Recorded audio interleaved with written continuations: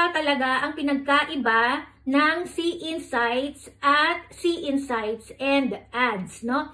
Alam ko guys na yan ang tanong ng karamihan, no, dito sa Facebook. Kaya panoorin nyo ang video na ito para mas maintindihan, okay? Para sa mga baguhan at mga hindi pa nakakaalam, no, ang See Insights at See Insights and Ads ay makikita natin sa ibaba ng ating mga posts dito sa Facebook. Yan yung naka-color blue na naka-highlight. So yan ay pwede naman nating pindutin para malaman natin kung ano ang nakalagay sa loob. Unahin natin guys itong See Insights, no? For example, itong Reels video ko na ito, no? So sa ibaba niyan, may makikita tayong See Insights, no? So kapag pinindot ko yan, ang lalabas dyan o ang makikita ko dyan ay yung performance ng video ko na ito, no? Kung ilan ang nag-play ng video, kung ilan ang reacts, comments, shares, at kung magkano ang kinita ng video, no?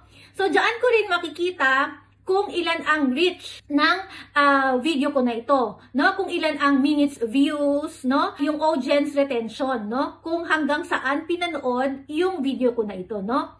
So overall, makikita ko diyan sa See Insights, no? Yung performance ng video ko, kung nagustuhan ba ito ng audience ko, no? Kung marami ba ang nanood, kung marami ba ang nag-engage doon sa video, no? Doon sa pinakaibaba, makikita natin doon na boost unavailable. Ang ibig sabihin ng boost unavailable, hindi ko pwedeng ipa-boost, no? Etong video ko na ito kay Meta or kay Facebook. Hindi ko siya pwedeng ipa-advertise. Okay? Bakit? Dahil dito sa video ko na ito ay hindi naman original audio ang ginamit ko, no? Gumamit ako ng music or ng trending music galing sa Reels Music Library, no?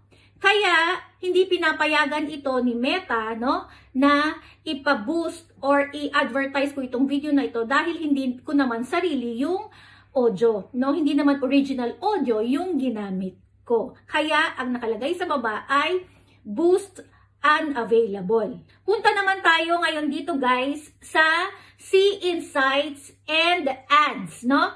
For example, itong Reels video ko na ito, no? So, makikita nyo dyan sa ibaba ng video ang nakasulat, See Insights and Ads. So, dahil nga naka-highlight siya, pwede natin siyang pindutin, no? So, kapag pinindot natin yan, ang makikita ko ulit dyan ay yung performance ng video ko na ito, no? Kung ilan ang nag-play, no?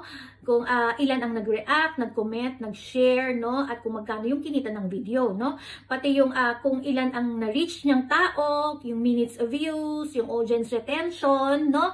Lahat dyan makikita ko. Overall, yung performance ng video ko na ito, no? Doon na naman sa pinaka-ibaba, tignan nyo guys, ano ang nakasulat?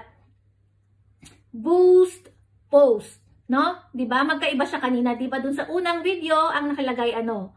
Boost unavailable. So dito sa video ko na ito, ano ang nakalagay? Boost post, 'di ba? Ang ibig sabihin, no, na itong video ko na ito ay pwede kong ipa-boost kay Meta or kay Facebook. Meaning, pwede ko siyang ipa-advertise, no, kay Meta.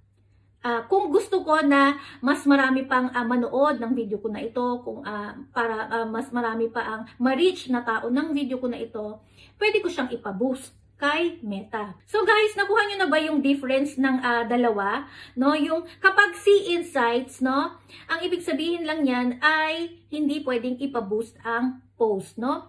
Kapag See Insights and Ads, ang ibig sabihin, pwede nating ipa-boost kay Meta yung post natin. May mga napanood kasi akong mga ibang content creators, no, na ang sinasabi na kapag ang post or ang video, ang nakalagay lang ay See Insights, may violation daw yung video or yung post, no? So yan po ay walang katotohanan. As long as wala kayong nare-receive na notification galing kay Meta na meron kayong violation, no? Hindi ibig sabihin na kapag See Insights lang ang nakalagay dyan sa inyong mga post ay may violation na kayo. Kapag may violation, no? For example, mga copyright issues, copyright match, no?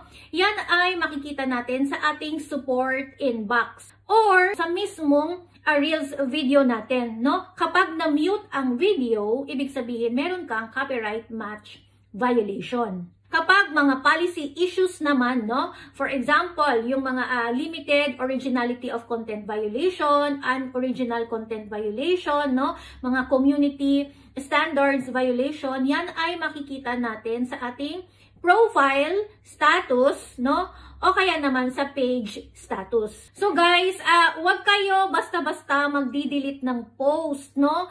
Intindihin nyo ng mabuti, no?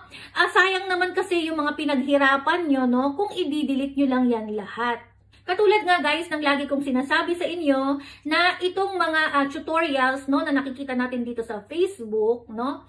Ito ay guide lang, no, or inspiration lang, no, lalo na sa mga baguhan pa lang, no, na nagko-content dito sa Facebook, no.